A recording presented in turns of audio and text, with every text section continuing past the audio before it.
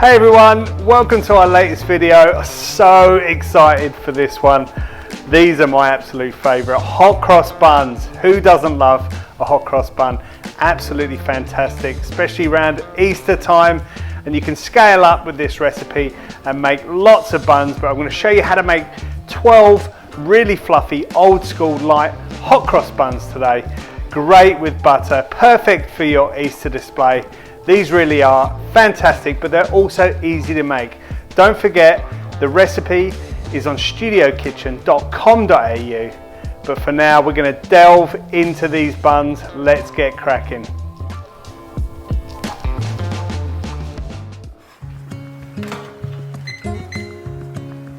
Okay, let's get started with this video. And this video is a bit of a long one, so stick with it. But I just wanted to give you all the information that you need to make the perfect bun. Perhaps put the kettle on, settle back and have a look at what we're doing here. First of all, we're going to be starting with what's called the ferment. This recipe is not super tricky at all, but there are a couple of little steps that you need to do to get the perfect bun. So the ferment is a way for us to just start activating the yeast, and with the yeast today we're going to be using dried yeast, not anything commercial, so you can get this from the supermarket. And into a bowl we're going to add some flour, some skimmed milk powder and caster sugar, and then the yeast. We're going to give it just a little bit of a mix in that bowl before adding in our water. Now with the water, make sure it's tepid or warm. I actually use a thermometer here just to check the temperature, and the ideal temperature really for your water is about 27 degrees. You don't want it too hot because that can kill the yeast, and if you have it too cold then it's going to take a little bit of time for the yeast to start activating. So 27 degrees is an ideal temperature, and just adding that into the dry ingredients and giving it a bit of a mix, just making sure that all the lumps are eliminated. There we go, nice and easy. And we're going to put that to one side and let that prove. This could take anywhere from half an hour or up to an hour depending on the temperature of your room. But while that's happening, let's get started with the dried fruit. This is the fruit that's going to go inside your buns. So delicious.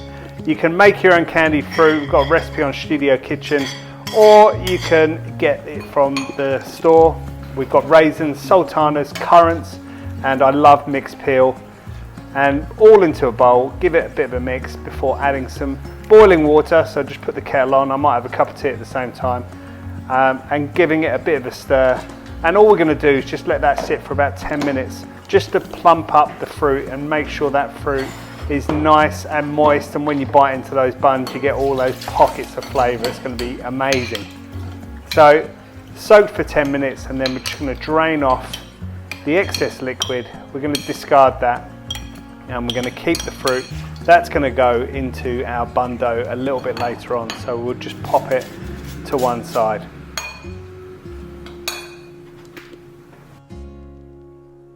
Okay, moment of truth, look at that. My ferment has risen, so the yeast is alive and it's activated and it's ready to go. And what we're going to do now is start our bun dough. So inside a larger mixing bowl, we're going to transfer that ferment, just using a spatula just to scrape out all of that. That's all the goodness, that's all the rise you're going to need to get these buns nice and light and fluffy. And next we're going to add our, well, most of the rest of the ingredients in fact. So the flour goes in, then we're going to crack in one egg. In it goes. Now sugar, I'm going to add some more caster sugar inside, and then there's some salt before adding in the spices. The spices are so warming and delicious. They all go inside, followed by some butter. The butter is nice and soft, it's not too hard. That goes in. And we're going to be doing these buns by hand. We could put this into a stand mixer, but I just thought I would show you how easy it is to do by hand. Not everyone's got a stand mixer at home. So just getting your fingers in there, and I'm just kind of going in at the top to start off with, just trying to rub in that butter. So I'm trying to eliminate any butter lumps I'm trying to mix the dry ingredients really well together, and I'm incorporating it all with the egg and with that ferment. And this is going to make a little bit of a wet dough. It's a little bit sticky, can get on your hands. Just take your time doing this. There's absolutely no rush. And giving it a nice mix. And it's all starting to come together. We're starting to eliminate most of the lumps. We'll do a bit of this in the bowl before we turn it out onto a bench, and then we'll give it a bit of a knead. But this is nothing like a massive job. It's not too much work. You can literally just kind of do this on an afternoon. It's nothing too taxing, and you're going to be amazed with the results. They really are so delicious, these buns. So it's about time now that I get this out of the bowl. I'll use a spatula and a scraper just to make sure I get all of those ingredients out. And now it's the time to just start bringing this together to a dough on the workbench. So bringing it together by hand. Every now and again, give your hands a bit of a clean, especially if they've got a little bit sticky. And as you work this dough, it should get a little bit firmer. The liquid will start to hydrate the flour, and your dough will become easier to manage, although it still will be a little bit sticky. But this is a good thing, because the stickiness means there's high hydration in your dough, and that means you're going to get really nice, light and fluffy buns. Probably mixing this just for a couple of minutes. I've taken a couple of minutes out of this video just so that it's not too long for you. Your scraper is a best friend as well, so I'm always using a scraper on the bench just to kind of lift things up, especially when a dough can be a little bit sticky.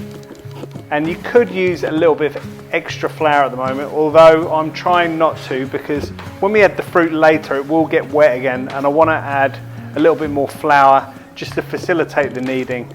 If you add too much flour, then you're going to change the recipe. So just as long as you can mix it without adding any excess flour is preferable at this stage. And I'm just lifting up the dough and kind of scraping it back on itself and just working the gluten in that flour and just trying to form a nice even dough. And this feels really good at the moment. It's looking great. And how easy is it? You know, you've done most of the hard work already. This really is fantastic. I'm going to give it just a couple more minutes just to really mix that up nice and well. And yeah, it's looking good. Feels really nice. It feels a little bit sticky, but it also feels like it's come together as a full dough.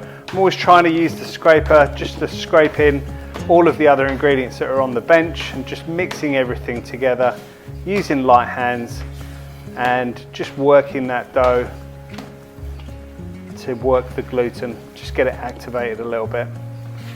Feels great at the moment. I'm just scraping up the bench all of those extra ingredients, getting it inside, and it feels nice. It's a little bit tight, it's firm to touch, but it's also soft and a little bit sticky. So it's time now to start adding our fruit. So this is where it will get a little bit sticky. The fruit has been soaked in that water. We have drained it off, but there is excess water, so you are adding more liquid to your dough. So it can be a little bit tricky doing this. So I've just added some of the fruit in and just kind of folded it over itself before adding the rest of the fruit. And I just love all of the dried fruit inside hot cross buns. There are some people who don't like candied peel, but I'm a big fan of it. And even more so, I love the lift of a lemon. So just getting my microplane out, and I'm just zesting one whole lemon zest on top of that fruit there.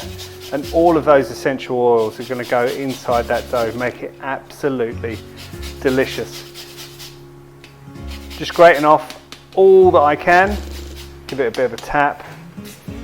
Now it's time to bring all this together, and it can be a little bit tricky. With the excess water in there, it can make your dough a little bit sticky. So it's a good idea to have a little bit of flour on the side of your bench.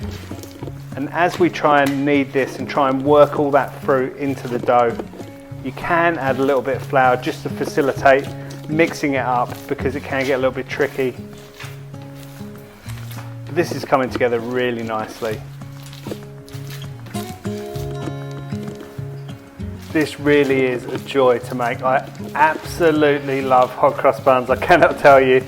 I've made literally thousands and thousands in my time.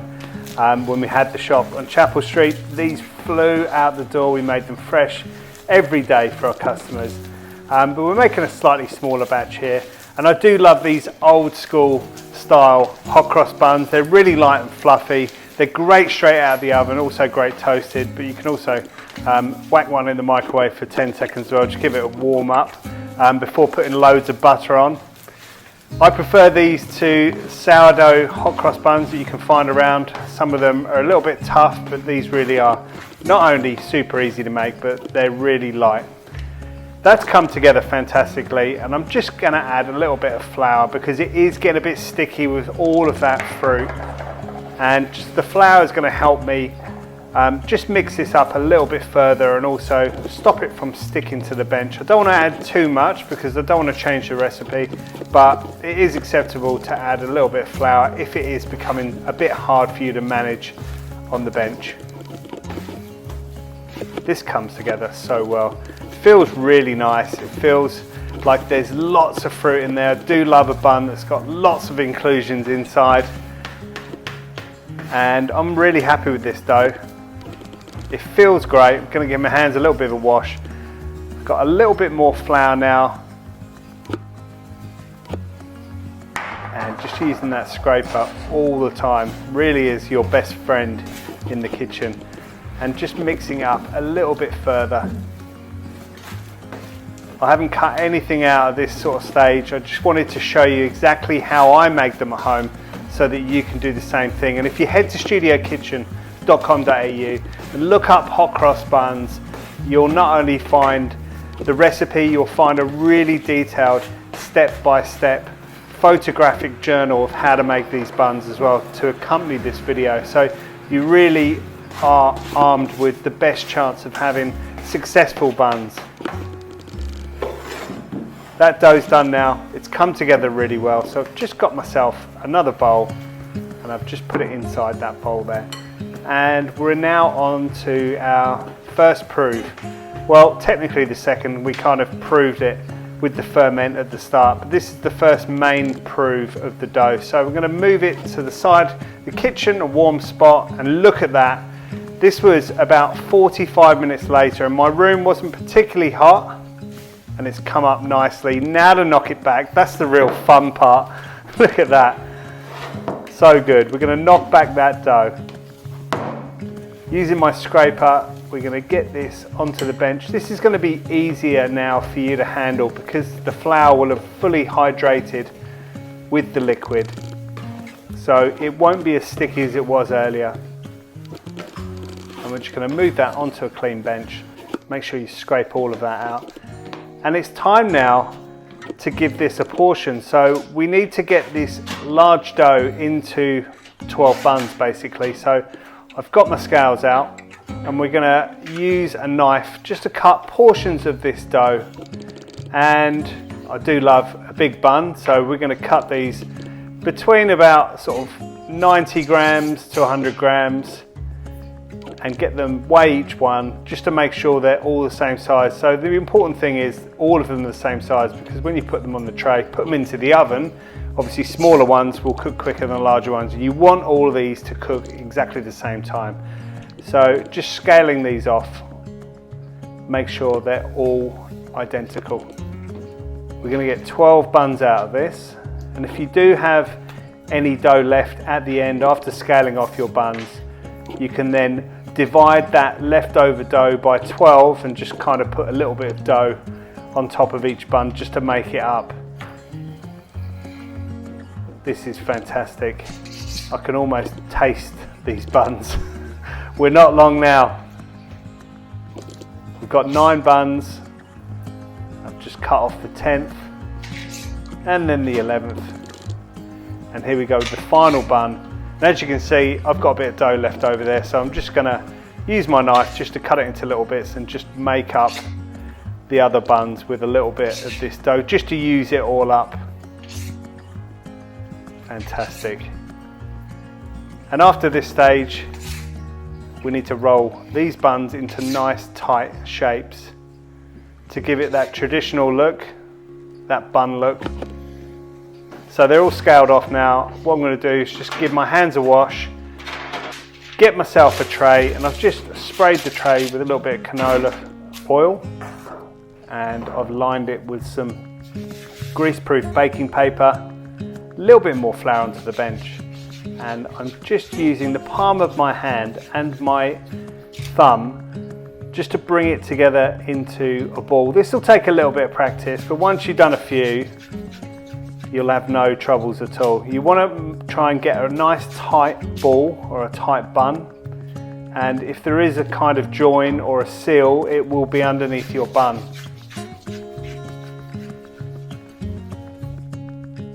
Nicely. I'm going to arrange these on my tray 3 by 4 just to get 12 buns on there, and as I put them on the tray I leave a little bit of space in between each bun because I know these buns are going to prove up and they're going to kind of touch each other a little bit later on. So if you have them too close together, you won't give them any room to prove and expand.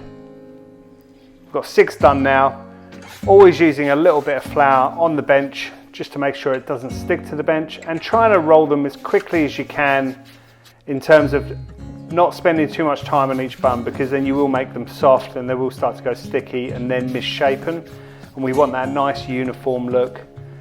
So just adding a little bit of flour and rolling them up. I've got 3 by 4, so that's 12 buns on a tray, and that's a pretty good haul I reckon for today's work. That's the last one going on there, and they look fantastic. And really now all it is the second proof. So just laying a tea towel over the top. You could use cling wrap if you like. If you use cling wrap, give them a spray with canola spray just to stop the cling wrap from sticking. While those are proving, they're at the back of the kitchen in a warm spot, I'm going to make the cross. Now, hot cross buns traditionally sort of piped cross on top, but I've always been doing these painted crosses on top because I think they're really unique, and it kind of makes them, you know, I guess a point of difference. So we've got some flour and some sugar in a bowl. We give it a mix. We're just going to add some water until we get it to the correct consistency. And the consistency we're looking for is something that's lump free. So make sure you're using a fork to get rid of all those lumps, and you want it so that if you have a little paintbrush, you could paint these on top of your buns. And that's about what I'm looking for there. You can see that consistency. It's thick, it's paintable, and that's ready to go. So I'll put it to one side. And again, while the buns are proving, I'm just going to make a little syrup. This is a simple syrup of equal quantities, water and sugar. And I'll put them onto a stove. Bring them to a boil, just make sure all that sugar has dissolved before taking it off and putting it to one side. And after all that hard work, look at that. Our buns have proved. These took about 45 minutes again, and they look absolutely fantastic. Now, to get a really shiny colour on the exterior of our buns, I'm going to use some egg wash. Egg wash is egg yolk, a splash of cream or milk, and a pinch of salt, and you give it a mix together and then put it through a sieve. And then I'm gently painting that egg wash on top of each bun. I'm not being heavy-handed here. I don't want to knock those buns back. These have been proving, and if you're too vigorous with your brush, or if your brush is too firm, you're going to knock those buns back and lose all of that shape and all of that lightness. So I'm just being very gentle here, but I want to make sure I cover all of the surface of the buns because it's going to give it a really nice dark exterior, a nice shiny exterior to our buns. We're ready to go. Check these out. Okay, my oven has been preheated. We're going to do a hot oven here. These won't take long at all, and in they go. So I cannot wait for them to come out. This is going to be so good. Here we go. Check these out. They look absolutely incredible. Look at that colour on the outside. That's all the egg wash, that shine.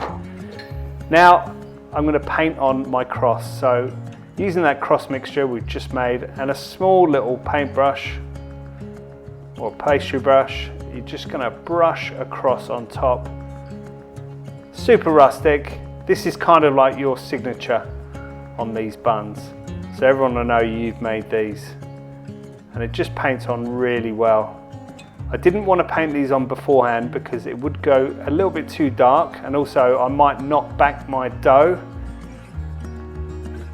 So I'm just going to paint them on afterwards. But even though these buns are baked, I've left the oven on, and once I finish painting all of these crosses on top, we're just going to pop it back into the oven just for 1 more minute. That's just going to help set that cross on top,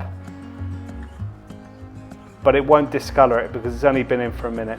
Obviously these buns are warm, or hot actually at the moment, so already that cross is starting to set. But I just want to make sure that it's fully set before I start to brush my buns with the syrup that we made earlier. So back into the oven they go, just for another minute. If you have turned your oven off, don't worry about it because it will still be nice and hot in there. Give it a minute, and then it's time to pull them out. Look at that. Okay, the syrup that we made earlier, it was put to the side, and it's cooled down a little bit, but it's still nice and runny, and I've got a clean pastry brush. It was the one I used for the egg wash, but I gave it a really good wash just to make sure none of that was on there. And just brushing each of these buns with that syrup, and that's going to give it a really nice sort of sweet exterior to the bun. Also make it nice and shiny, super sticky on the outside. These are absolutely fantastic. I can't wait to get inside these. You should leave them to cool down for a bit before you get into them, but it is hard to resist sometimes. There you go. Hot cross buns, 12 of the lightest, fluffiest, old school buns you could ever wish to try, and they look fantastic. They make the house smell really amazing, and they're so festive. Easter's on its way, and this is the perfect thing to cook for the family. Only thing now is to just give them a go. Just going to tear one off. Look at that. Oh, so good. Nice and hot. I've got a cup of tea, loads of butter, and I'm in absolute heaven. So I hope you enjoyed this video. I know it's a bit of a long one, but accompanied with the recipe on studiokitchen.com.au, you're now armed with the recipe to make the perfect, lightest, fluffiest buns, and I really hope you enjoy these. They're going to be perfect for Easter, perfect for your family, and everyone's going to love them. Thanks so much for watching.